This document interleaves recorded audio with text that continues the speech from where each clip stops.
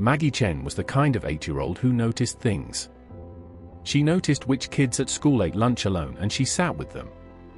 She noticed when the cafeteria lady looked tired and she said thank you in the particular way that meant she actually meant it. She noticed the cardinal that came to the oak tree in the backyard every morning at 7:15 and she had named him Gerald, and she kept a small notebook where she recorded what time he arrived and how long he stayed and what he did while he was there. She was small for her age, with straight black hair cut in a blunt line across her forehead and eyes that her teacher Mrs. Okafor described in parent conferences as the eyes of someone who is always doing more thinking than she lets on. She loved animals with the total and uncomplicated love that certain children have for creatures who cannot speak for themselves. She loved books about animals, documentaries about animals, the animals in the neighborhood that she had catalogued in her notebook by species and location and personal name. She had wanted a dog for as long as she could remember. Her father, Daniel Chen, was 44 years old and worked as a structural engineer for a firm downtown.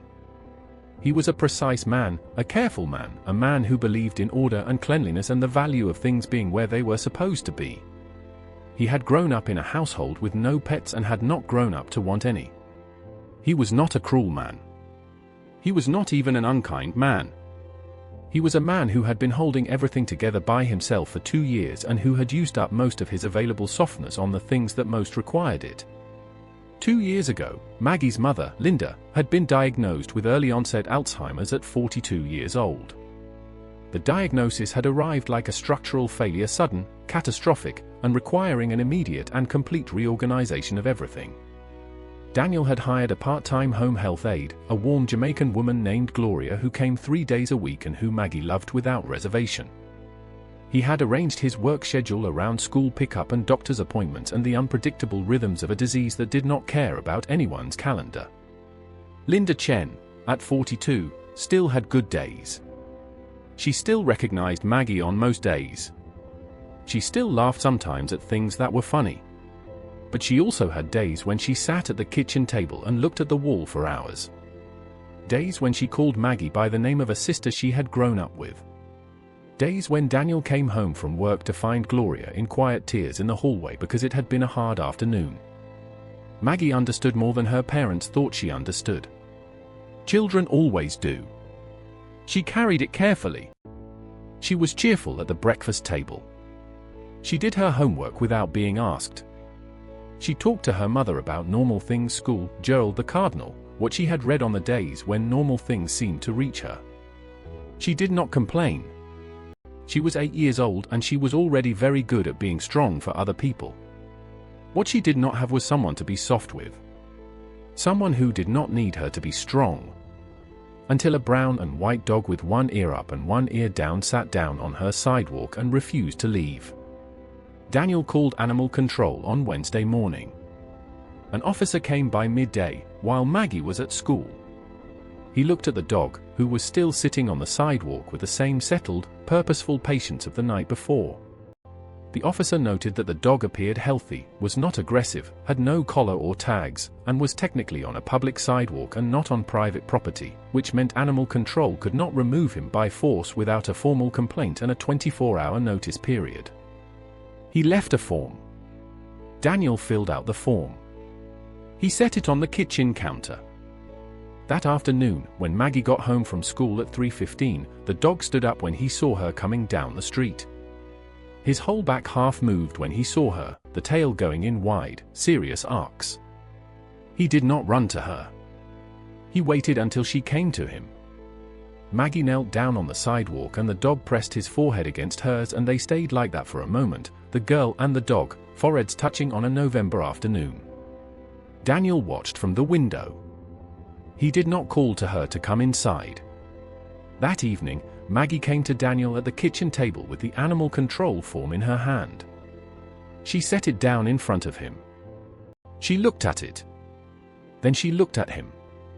"He's sick," she said. Daniel looked up. "What?" "He's thin. You can feel his ribs when you touch his sides. And his back left paw has been favoring it. He doesn't put full weight on it." She paused. "He needs a vet." "Maggie." "I know you said no," she said. Her voice was steady. The voice she used when she had thought something through carefully and was presenting the results. I know we can't keep him. I know you have reasons. But he's hurt and he's thin and it's going to be below freezing tonight, and he has been sitting on our sidewalk for 2 days because for some reason he decided this was where he needed to be. Daniel looked at his daughter. He looked at the form. He looked out the window at the dark sidewalk where, yes, the dog was still sitting. He came from somewhere, Daniel said.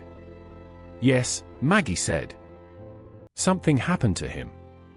Something that made him end up alone on a street in November. She paused. That doesn't mean he deserves to stay alone. Daniel was quiet for a long moment. Maggie did not push. She had learned, in 2 years of watching her father hold everything together, that pushing Daniel Chen was less effective than waiting for him to arrive at the right conclusion by himself. We can take him to the vet, Daniel said finally. Tomorrow. To get him checked out. That's all. Maggie's face did not break into a smile the way another child's might have. She simply nodded. Thank you, Dad, she said. She picked up the animal control form from the table and folded it in half. Daniel watched her take it out of the room. He looked out the window again. The dog was a dim shape in the dark, patient and present. Daniel shook his head slowly. He turned back to his paperwork. The vet was a woman named Dr. Patricia Sullivan, tall and calm with reading glasses she pushed up onto her head when she wasn't using them. She examined the dog on the metal table with practiced hands while Maggie stood beside the table with one hand on the dog's back because he was nervous and she had decided her job was to make sure he knew she was there. Dr. Sullivan found 3 things. The first was a healed fracture in the left rear leg that had not been properly set, which was why he favored it. It was months old and would not require treatment at this point but had clearly been painful for some time. The second was that he was significantly underweight. Not dangerously so, but enough to indicate weeks of irregular eating. The third was a microchip. Dr. Sullivan scanned it. She looked at her screen. She looked at Maggie. She looked at Daniel. His name is Scout, she said. He's about 3 years old. He was registered 18 months ago to a family in Hendersonville. She paused.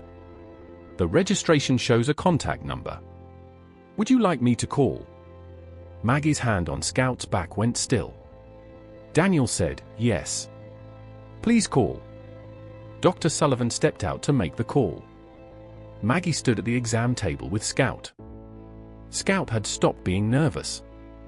He was lying on his side now, his head turned toward Maggie, watching her with his dark eyes in the specific way he had been watching her since the first afternoon on the sidewalk, steady and serious and full of something that had no clean name.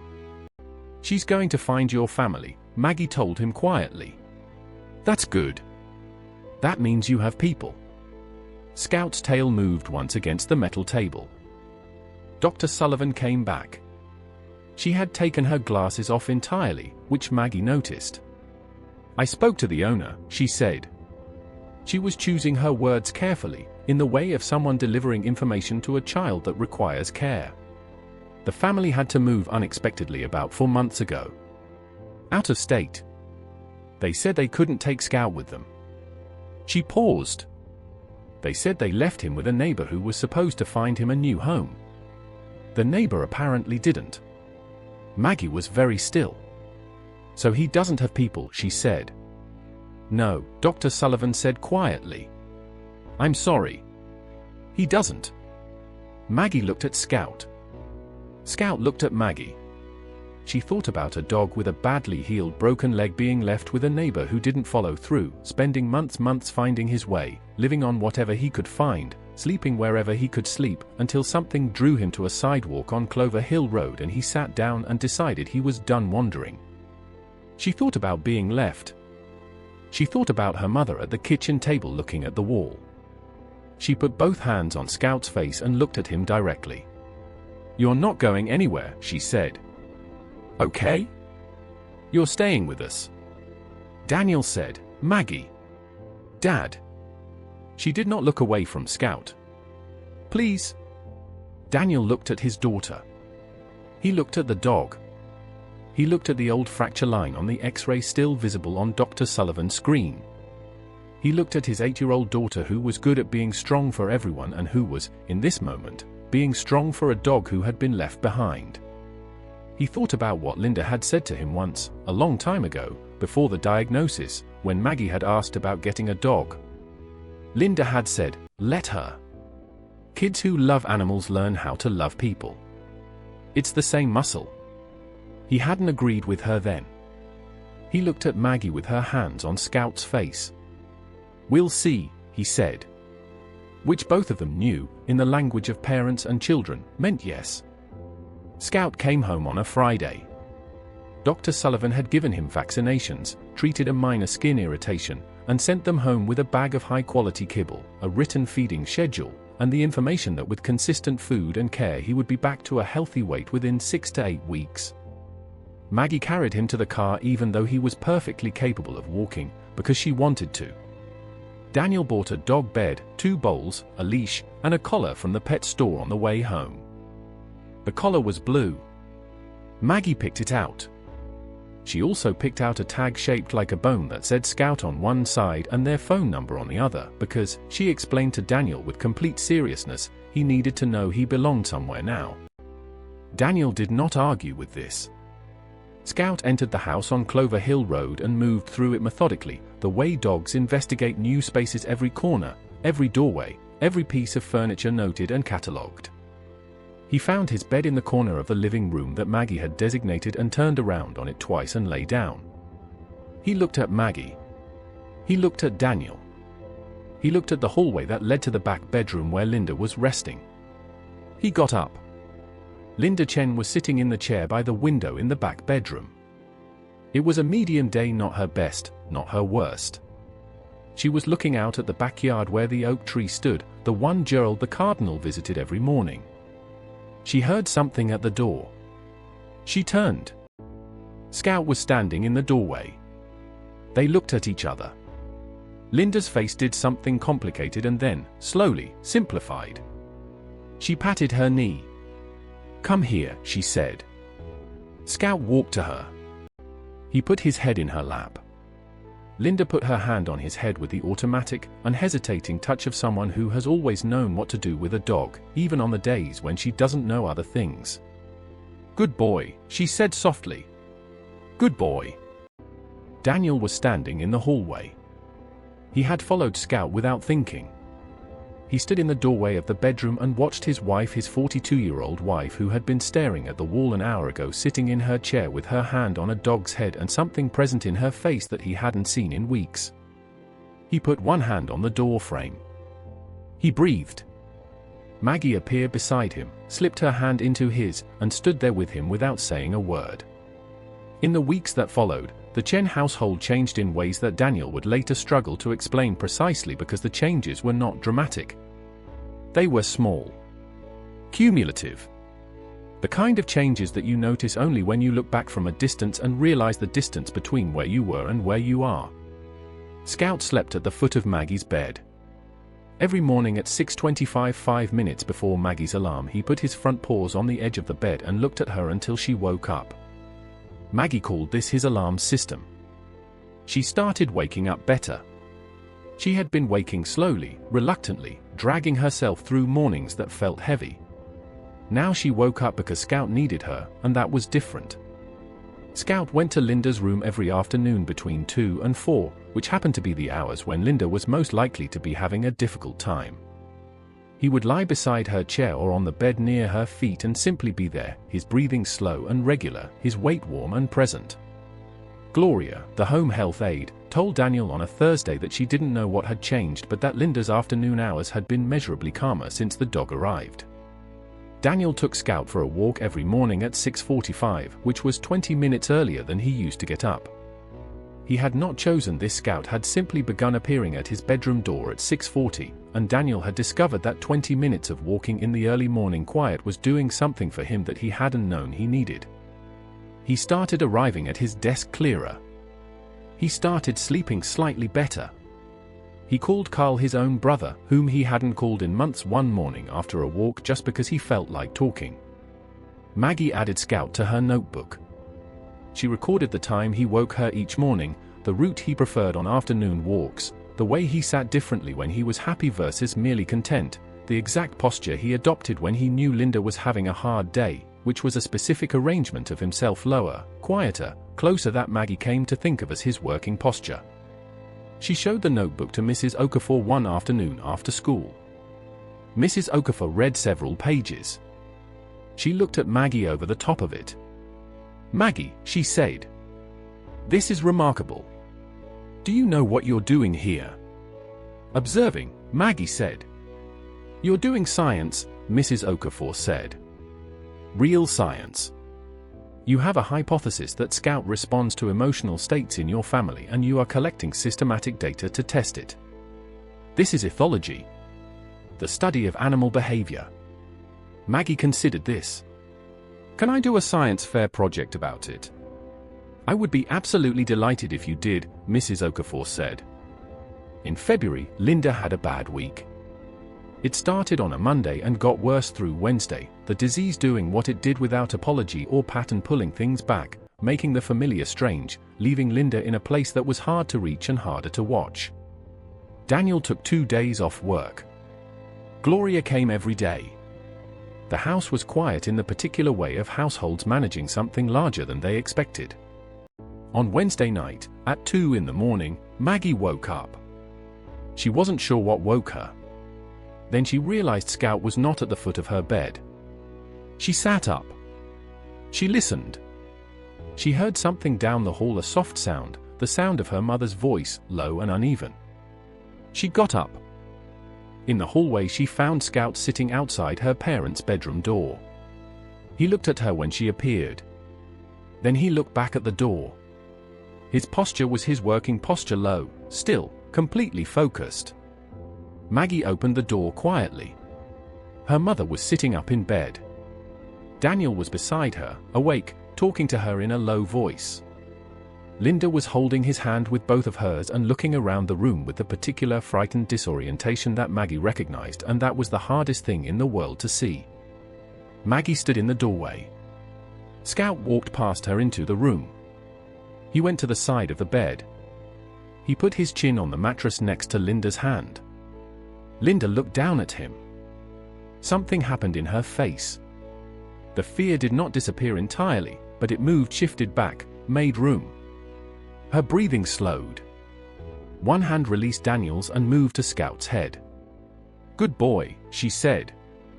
The word she always used with him. Her words. Something that stayed.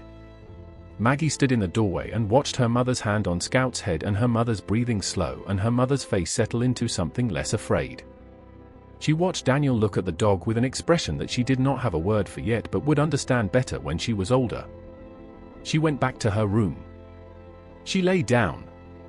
She did not sleep for a while. In her notebook the next morning she wrote, "Scout woke at 2 a.m. and went to Mom's room before any of us knew she needed him. He knew. I don't understand how he knew, but he did." She underlined the last sentence.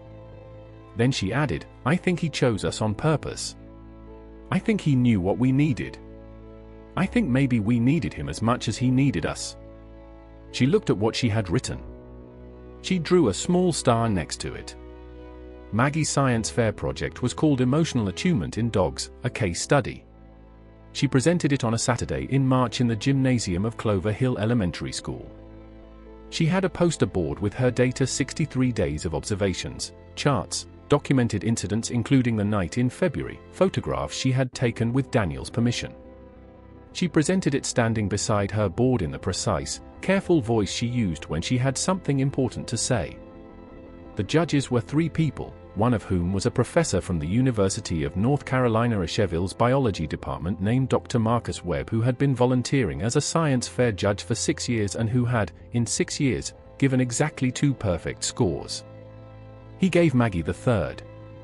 Afterward, Dr. Webb came to find Daniel in the crowd of parents. "Your daughter," he said, without preamble, "is extraordinary. Daniel looked at Maggie across the gymnasium, standing next to her poster board, explaining her methodology to another parent with Scout sitting beside her. Dr. Sullivan had written a letter confirming Scout's medical history for the project, and the committee had made a one-time exception to allow him in the building for the presentation. "I know," Daniel said. "I'm only just starting to understand how much." Dr. Webb looked at the project poster, at the 63 days of data, at the photograph Maggie had included of Scout with his chin on the mattress next to Linda's hand. "She's documenting something real," he said. "The research on canine emotional sensitivity is serious and growing. What she observed and recorded is consistent with peer-reviewed findings. She's 8 years old and she's doing legitimate science." Daniel looked at his daughter. He looked at Scout beside her, straight-backed and present, one ear up and one ear folded down. He thought about the animal control form he had filled out on that Wednesday in November. He thought about the window and the dog on the sidewalk in the dark.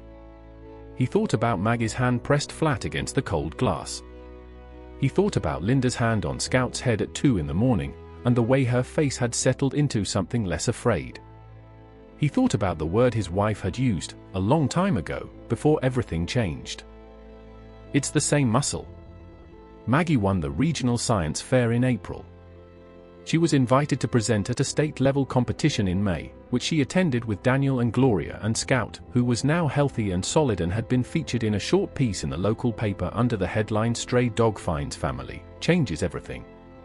She stood at the front of a room full of people and explained what she had observed and recorded and concluded, and she ended her presentation with the part that was not strictly science but that she had decided needed to be said. "I want to say one more thing," she said, in the clear, steady voice that Mrs. Okafor had always described as the voice of someone doing more thinking than she lets on. Scout was left behind. His family couldn't take him and the person who was supposed to help him didn't. He spent months alone, hurt, finding food where he could find it. A lot of people would look at a stray dog and see a problem. My dad almost did. She glanced at Daniel, who was in the third row. But Scout wasn't a problem. He was a solution. He just needed someone to let him be one. She paused. I think that's true of a lot of things. A lot of people. Things that get left behind or overlooked or called a problem when actually they're a solution. You just have to open the door. She stepped back from the podium. The room was quiet for a moment. Then it was not. Scout lived on Clover Hill Road for 11 years. He woke Maggie up every morning at 6:25 until she left for college, at which point he transferred this responsibility to Daniel, who did not entirely mind. He sat with Linda through her good days and her difficult ones, through the slow progressive changes that the disease brought, his working posture always available and always exact when it was needed.